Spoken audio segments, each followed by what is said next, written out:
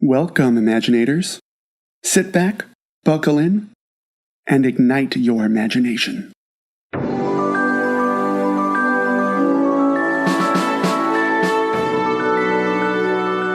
Joey Mascio, and this is the Imaginate series, Season 1, The Man with the Red Umbrella. If you'd like to support Imaginate, you can do so by simply giving us a rating on iTunes. Podcasts live or die by whether or not they get ratings, so we'd really appreciate it. We'll even express our gratitude by sending a free I'm an Imaginator button to anyone who leaves a comment in iTunes during the first 8 weeks of the show's launch. And this episode is brought to you by Junebug Baby Products. Junebug has a diaper caddy out right now, and I'll tell you, the wife and I have two. When it's diaper changing time, it's so nice to have everything in one place and portable at the same time. You can use it to organize any space, really. The car, crafts, shelves, it's very handy. Check it out on Amazon, Junebug Diaper Caddy. Life is messy, but it doesn't have to be unorganized. And now, Imaginate, The Man with a Red Umbrella, Episode 3, The Mystery Float.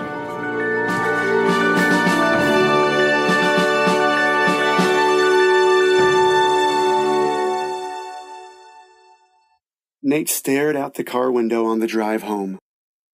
The trees flew by, one after another. On car rides, Nate would usually watch the passing trees and pretend he was swinging from branch to branch like a monkey. A more interesting way to get around than sitting in the back of his parents' minivan, with his two little brothers next to him, fighting over who got to eat the crumbs in the seat. Thoughts like this helped him feel free, like he could go anywhere he wanted to go. However, at this moment, Nate's mind wasn't swinging from trees.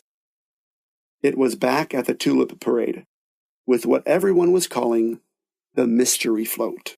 It was pretty amazing, wasn't it?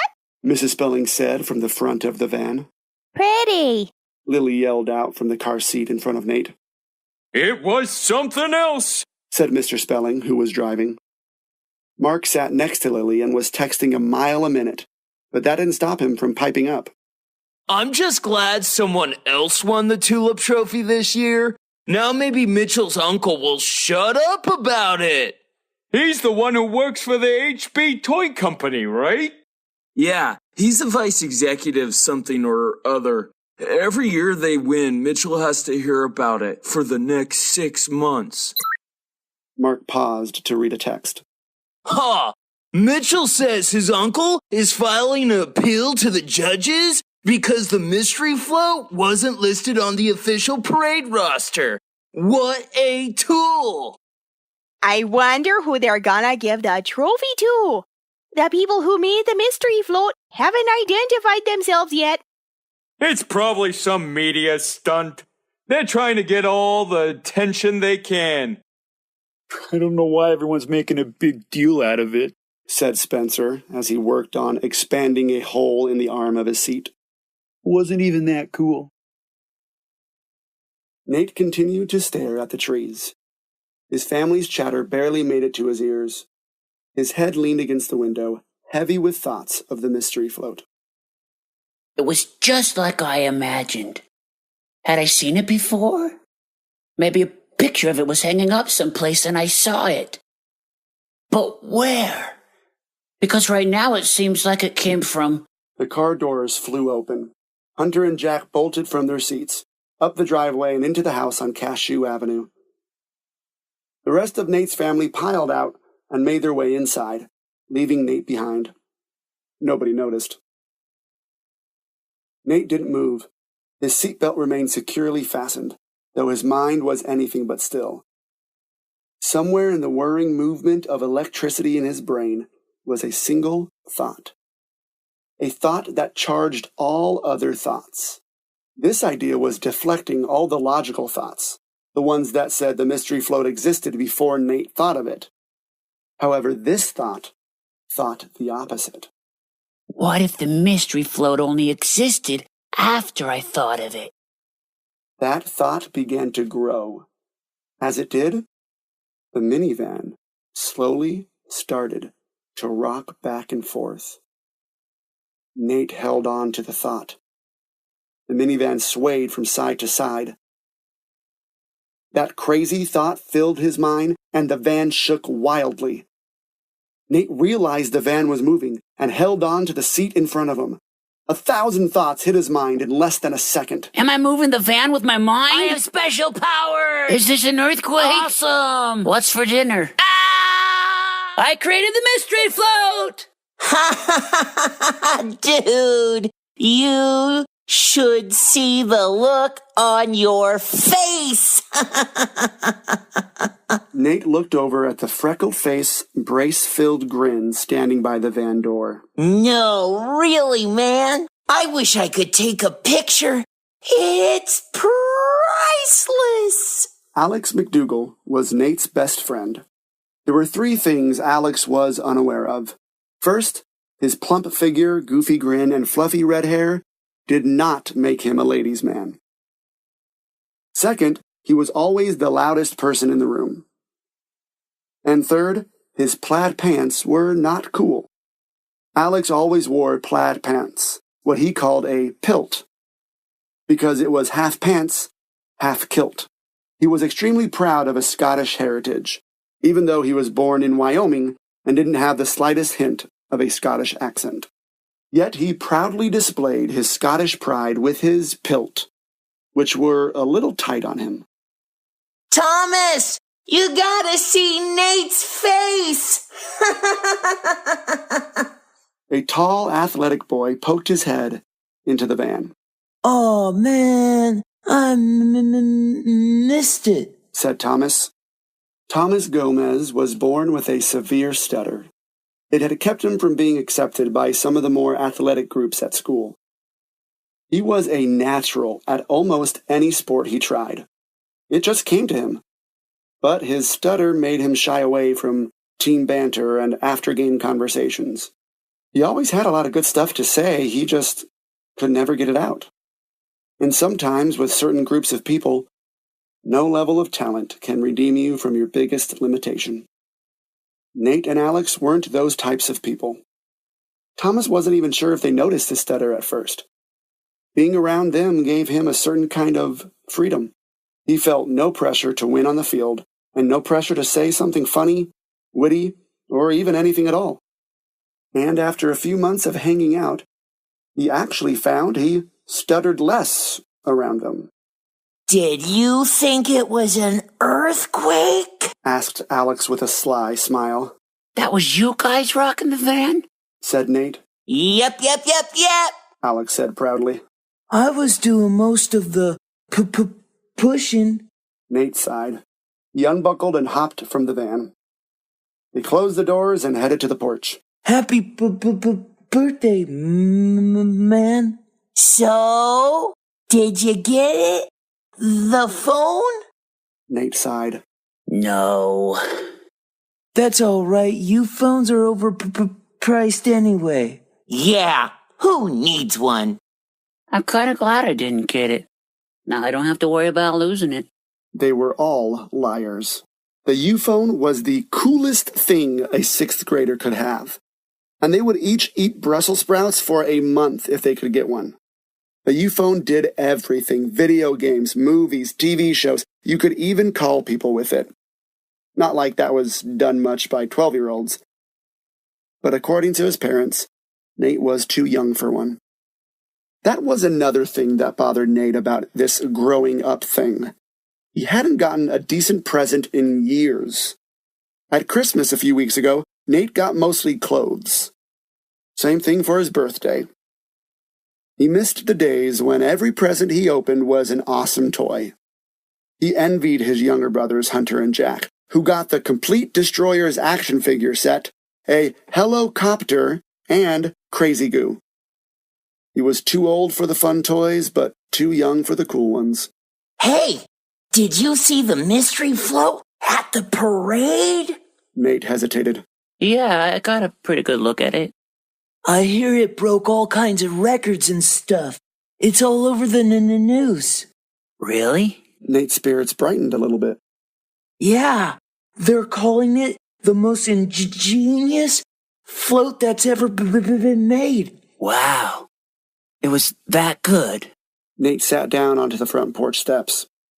Alex jumped up, swinging his hands at one of Mrs. Spelling's wind chimes dangling from the porch. He spoke between jumps. It looked pretty awesome on TV. He gave up and grabbed the garden hose lying at his feet. And the fact that it's all mysterious and stuff makes it even cooler. It does, doesn't it? And he felt a little better about the whole thing. The good feeling didn't last that long, however.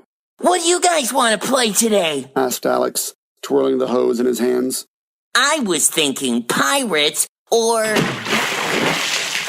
A cascade of H2O flowed off the roof, soaking all three of them. Laughter sounded from the second-story window. Nate didn't have to see the culprit to know exactly who it was. Spencer! That was not cool! But then it was perfect for you three dorks. Spencer leaned out his window, holding a dripping bucket in his hands. The front door opened and Mrs. Spelling stepped out. Boys, She stopped at the sight of the drenched trio. What did I tell you about playing with the hose? Alex looked down at his hands, still holding the garden hose. He dropped it. But, Mom! Look at Spencer! He pointed up to Spencer's window, but his brother was already gone. You're lucky it's a warm day. Anyway, there's some good news about the mystery float that has to do with you. Nate suddenly didn't care that he was soaked through. Did they discover where it came from? Did scientific research discover some of my DNA on the float? Do they need me to come down there for an interview on national television? Whoa, what? Asked Thomas. Gloria Jenkins just announced that she made the mystery float. Nate's heart deflated in his chest. Chris Jenkins' mom? Alex said. Uh-huh. Said it was a big surprise on behalf of Wilson Middle School. This wasn't good news for anybody. Wilson Middle School was Nate's school. Chris Jenkins was the coolest and richest kid in Nate's grade. And Gloria Jenkins was the PTA president. She was also the CEO of Primo Robotics, the nation's leading aerospace company, which made the family even cooler. Her son, Chris, had the best of everything. Best clothes, best shoes, best phone, even the best hair. Nate's hair was thick and coarse, kind of like AstroTurf, if it ever grew. The Jenkins had everything, and now they had the mystery float. We want all the kids in your grade to go down and take a picture with it for the newspaper. Isn't that exciting? Cool, Thomas said. I always thought that this face was too good looking not to be in the papers. Said Alex, showing his braces through his chubby smile. Great. Said Nate, though to him it was anything but. The next morning, Mrs. Spelling drove Nate, Alex, and Thomas down to the warehouse where the float was being kept. Apparently, the Jenkins owned a warehouse. Big surprise. And had moved the float there last night for safekeeping. Alex sat shotgun, with his head out the window like a dog, mouth wide open, catching all the air he could. If done just right, his cheeks would stay puffed out like he had a mouthful of invisible food. Thomas checked his hair in the rearview mirror. His black hair was buzzed short, but he kept pushing it to the side like it was making a difference. Nate sat next to Thomas and stared at the floor. You all right? Asked Thomas. Yeah, of course. A little nervous about the picture? Don't worry. All the focus is going to be on the mystery float anyway. Those two words had become like sour cranberry juice pouring into Nate's ears. He didn't know why, but he felt like someone had taken something from him. No, you're right. I have nothing to worry about. Nothing at all. Blue and red lights flashed ahead of them. Uh-oh. Said Mrs. Spelling. This doesn't look good. All three boys strained to see the scene. A dozen cop cars surrounded the warehouse. Yellow caution tape encircled the perimeter. 5 or 6 news vans all had their cameramen filming very concerned-looking reporters. Mrs. Spelling pulled the van as close as the police would let her. They spotted Mrs. Whitten, Nate's English teacher from Wilson Middle School, standing nearby, Mrs. Witten? called Mrs. Spelling. What's going on? Mrs. Witten shuffled over in her pencil skirt. You didn't hear. The mystery float was stolen.